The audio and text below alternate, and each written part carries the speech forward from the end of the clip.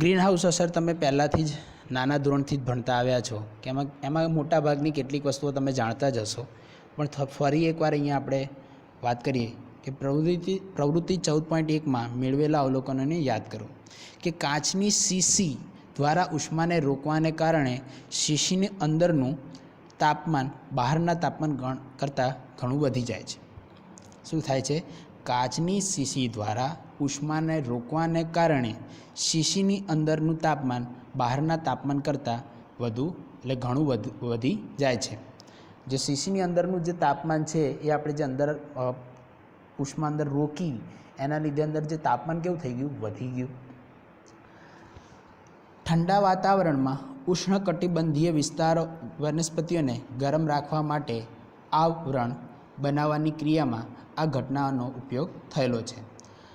આ પ્રકારના આવરણને આપણે ગ્રીન હાઉસ કહે છે. ગ્રીન હાઉસ અસર વાતાવરણીય પ્રક્રિયાઓમાં પણ થાય છે. કેટલાક વાયુઓ પૃથ્વીમાં ઉષ્માને પૃથ્વીની બહારના વાતાવરણમાં જતાં રોકે છે. બરાબર છે. જેમ કાચની શીશીમાં જેમ આપણે જોયું હતું કે કાચની શીશીમાંથી વાયુ બહાર જતાં શું થાય છે? રોકાઈ ગયા. આપણે એને બંધ કરી દીધી એટલે બરાબર, હવા ચુસ્ત કરી દીધી એટલે એ હવા વાયુઓ બહાર આવશે નહીં. એવું જ આપણી જે પૃથ્વી છે એ પણ એક શીશી જેવું જ કાર્ય. વાતાવરણમાં એવા કેટલાક વાયુઓ છે કે જે પૃથ્વીની આજુબાજુ જે પૃથ્વીનું આ જે આવરણ છે, માની લો આ પૃથ્વી છે, હવે એમાં પૃથ્વી પર કેટલાક એવા વાયુઓ છે કે જે આ રીતે એક આખો આવરણ બનાવે છે. બરાબર છે. કે જે સૂર્યના કિરણો અહીંયા આવે છે એને પછી પાછા રિફ્લેક્ટ થવા દેતા નથી. પણ એ શું થાય છે?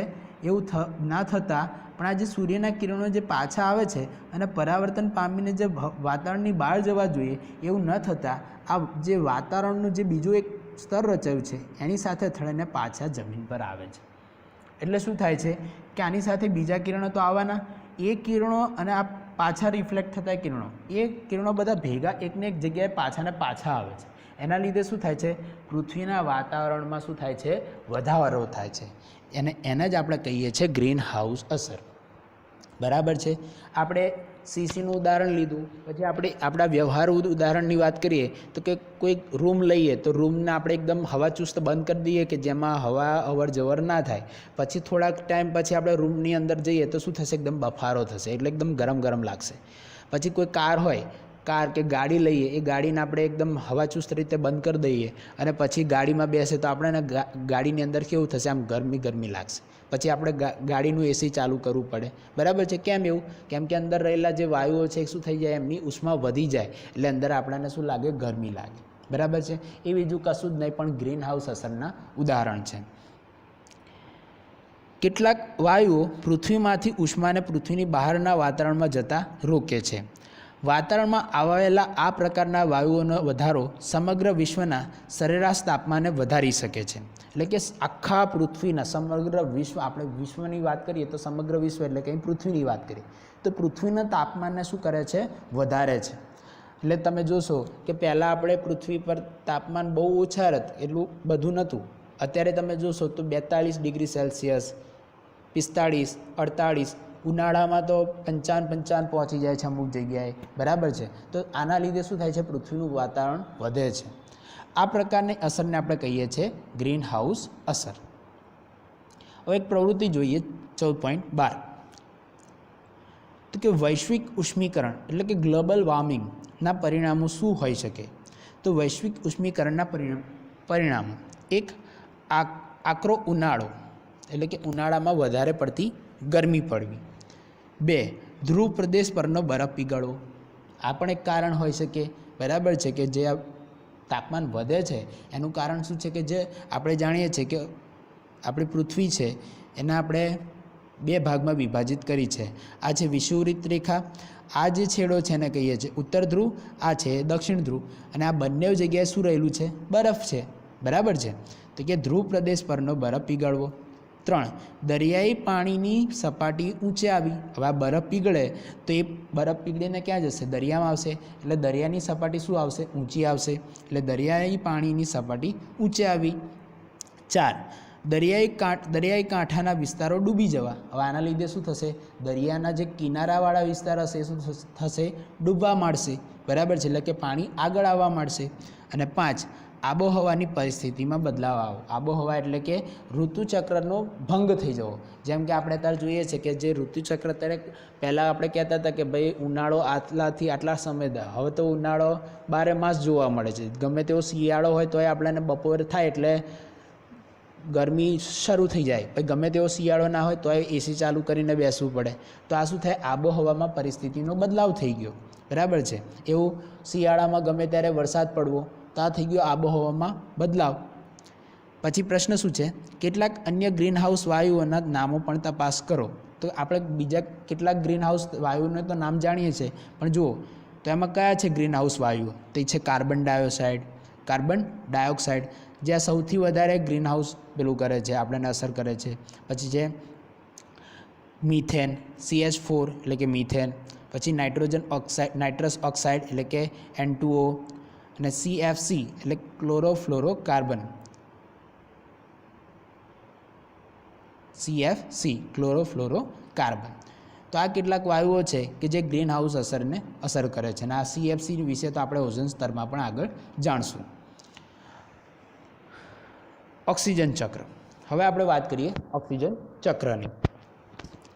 ઓક્સિજન પૃથ્વી પર ઘણી માત્રામાં મળી આવતું તત્વ છે. આપણે જાણીએ છીએ કે ઓક્સિજન એ બીજા નંબરે સૌથી વધુ પ્રમાણ ધરાવતું પૃથ્વી પરનો વાયુ છે. બરાબર છે. સૌથી વધારે વાયુ ધરાવતો તત્વ કયું છે? તો નાઇટ્રોજન વાયુ.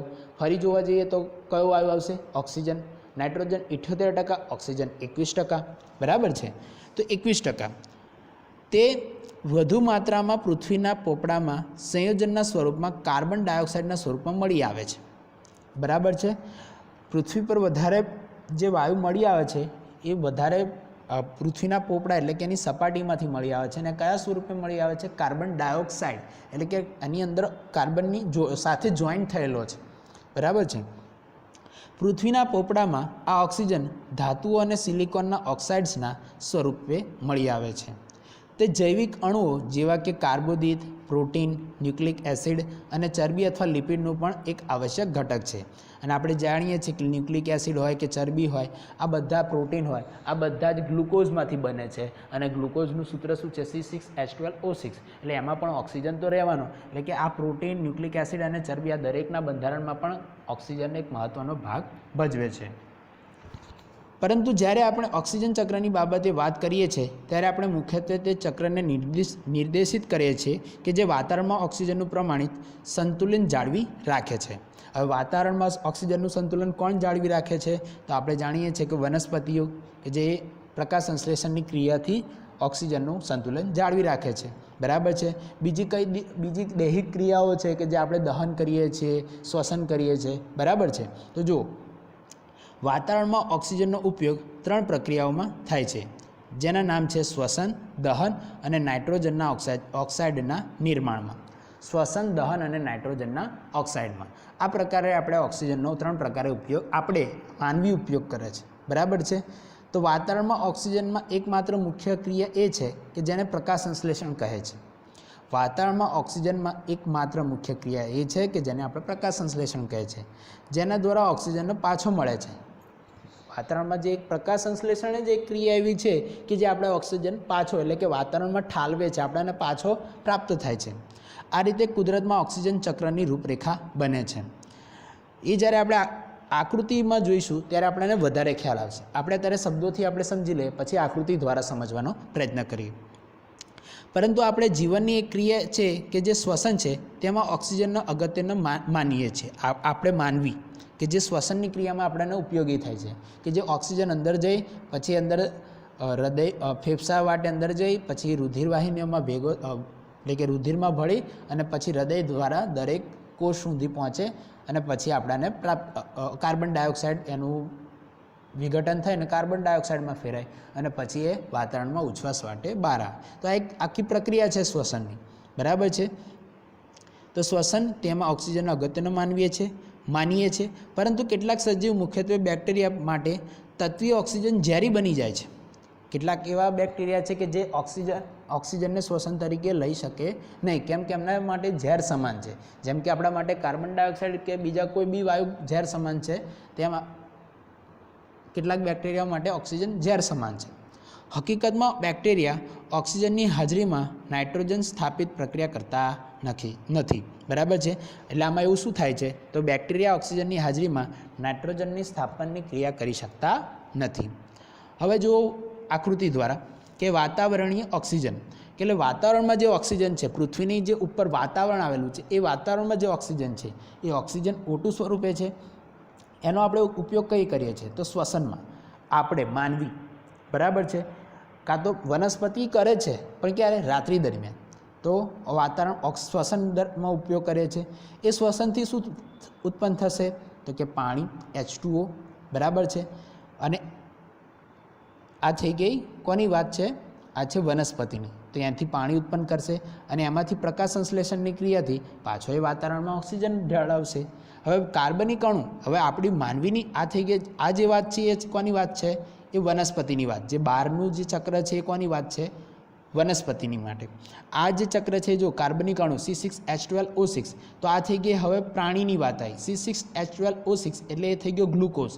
અને કાર્બનિક અણુમાં શ્વસન થાય તો એ દરમિયાન શું ઉત્પન્ન થશે, કાર્બન ડાયોક્સાઇડ. એ કાર્બન ડાયોક્સાઇડમાં પ્રકાશ સંશ્લેષણની પ્રક્રિયા થશે અને એ પાછો શું બનશે, કાર્બનિક અણુ એટલે કે C6H12O6 બરાબર છે. આ રીતે આખું એક ઓક્સિજન ચક્ર છે બરાબર છે. વાતાવરણના ઓક્સિજનથી વનસ્પતિ શ્વસન કરે, વનસ્પતિ શ્વસન કરશે તો શું મળશે, પાણી, અને એ પ્રકાશ સંશ્લેષણની પ્રક્રિયા કરીને વાતાવરણમાં ઓક્સિજન ઠાલવશે. એ જ રીતે કાર્બનિક અણુનું C6H12O6, તો માનવી એનું શ્વસન કરશે તો ઉચ્છ્વાસ માટે બહાર કરશે કાર્બન ડાયોક્સાઇડ. આ કાર્બન ડાયોક્સાઇડને વનસ્પતિ પાછળ એમનું જ્યારે શ્વસનની ક્રિયામાં લેશે તો એ થશે પ્રકાશ સંશ્લેષણની પ્રક્રિયા, અને પાછો એ શું કરશે, એવા વનસ્પતિ શું મેળવશે, ગ્લુકોઝ મેળવશે એટલે કે C6H12O6. તો આ થઈ ગયું ઓક્સિજન ચક્ર બરાબર છે. હવે આપણે ભણવું છે ઓઝોન સ્તર. તો ઓઝોન સ્તરની વાત કરીએ તો જો ઓઝોન સ્તર એ કશું નથી પણ ઓક્સિજનના 3 અણુઓ ભેગા થાય એટલે ઓઝોન થાય બરાબર છે. એ કેવી રીતે બને છે, એ સ્તર કેવી રીતે બને છે, બસ એની વાત કરવી છે. તત્વીય ઓક્સિજન મૂળભૂત સ્વરૂપમાં સામાન્યતઃ દ્વિપરમાણુય અણુના સ્વરૂપમાં મળી આવે છે. આપણે જાણીએ છીએ કે વાતાવરણમાં ઓક્સિજન 2 અણુઓ સ્વરૂપે જ મળી આવે છે. તો જો અહીંયા આપણે જાણીએ છીએ કે વાતાવરણીય ઓક્સિજન કયા સ્વરૂપે, 2 અણુ સ્વરૂપે. જો અહીં O2 લખેલું છે. કેમ કે વાતાવરણમાં ઓક્સિજન 2 અણુઓ સ્વરૂપે જ મળી આવે છે, એટલે કે દ્વિપરમાણુય સ્વરૂપે જ મળી આવે છે. પરંતુ વાતાવરણના ઉપરના ભાગનામાં ઓક્સિજનના 3 પરમાણુઓવાળા અણુઓ પણ મળી આવે છે. એટલે શું કહેવા માગે છે તો સમજો. આ છે પૃથ્વી અને આ છે પૃથ્વીનું વાતાવરણ.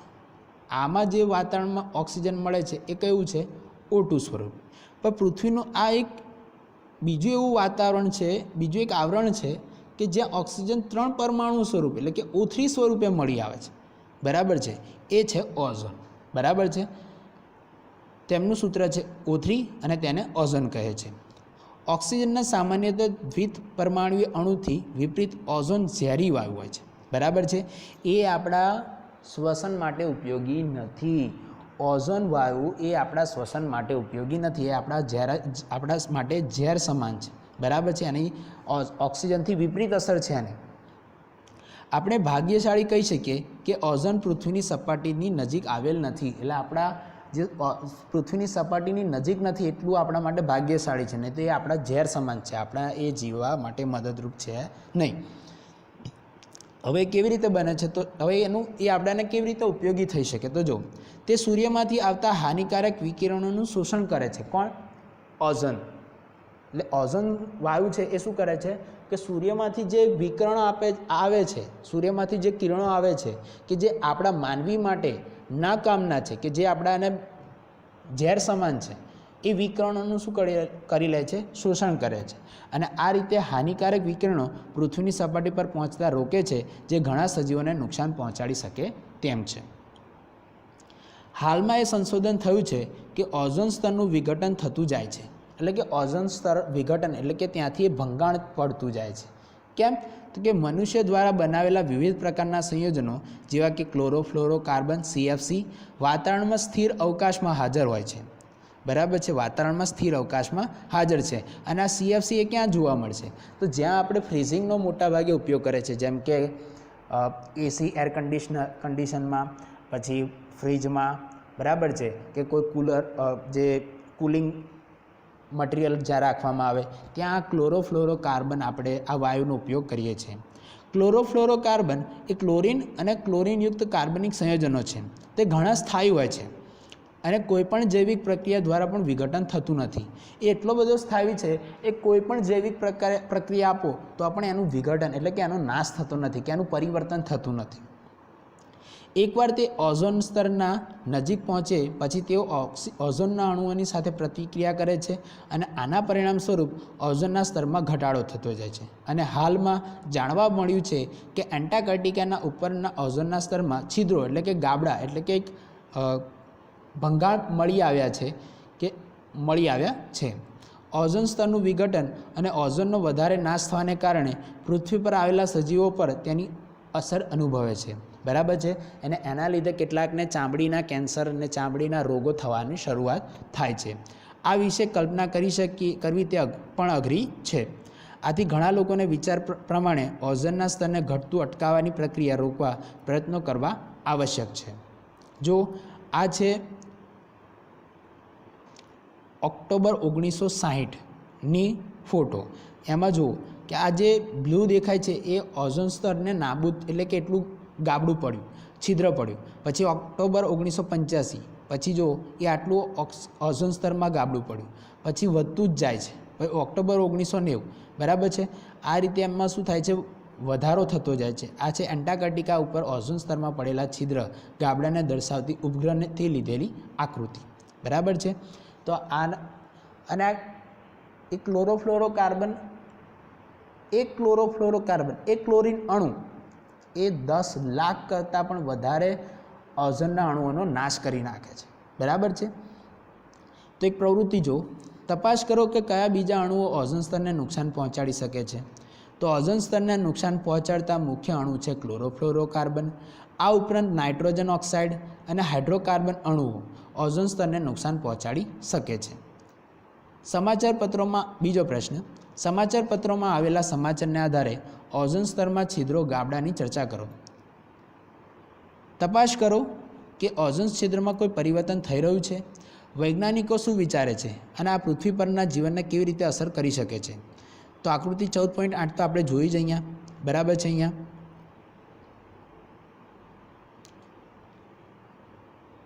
જુઓ, હાલ ઓઝોન સ્તર પાતળું થઈ રહ્યું છે અને છિદ્ર મોટું થઈ રહ્યું છે. જે આપણે અહીંયા આકૃતિમાં જોયું કે ઓઝોન સ્તર પાતળું થઈ રહ્યું છે અને છિદ્ર મોટું થઈ રહ્યું છે.